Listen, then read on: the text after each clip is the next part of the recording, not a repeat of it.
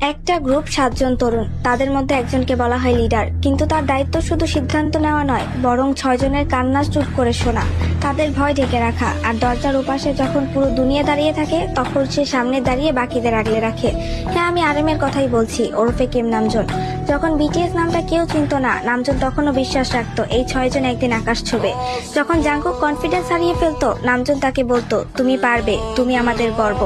যখন তাইয়াং আবেগে ভেঙে পড়তো, নামজুন চুপচাপ তার পাশে বসে থাকতো, একটা কথাও বলতো না, কিন্তু জানিয়ে দিত তুমি একা না। যখন জিন নিজেকে অবমূল্যায়ন করতো, সে বলতো, তুমি শুধু হ্যান্ডসাম না, তুমি আমাদের ব্যালেন্স। যখন ইয়ংকি নিজের দুঃখ গানে ঢেলে দিত, নামজুন তাকে বলতো, তোমার ব্যথা আমরা আমাদের শক্তি বানাবো।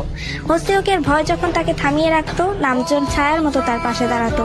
আর জিমিনের চোখে যখন অশ্রু আসতো, নামজুন এক ভাইয়ের মতো তার পাশে গিয়ে তার হাত ধরতো। সে কখনো নিজের কষ্টগুলো দেখায়নি, কারণ তার কাছে লিডারশিপ মানে সবার আগে নিজেকে নয়, বাকিদের গুরুত্ব দেওয়া। নামজুন শুধু লিডার না, সে 6টা হৃদয়ের গার্ডিয়ান। তার সেই নিঃশব্দ নেতৃত্ব আমাদের শিখিয়েছে আলোর নিচেও একজন মানুষ থাকে যার নিজেরও আলোর দরকার। সে বিটিএস এর লিডার না, সে বিটিএস এর ভিত।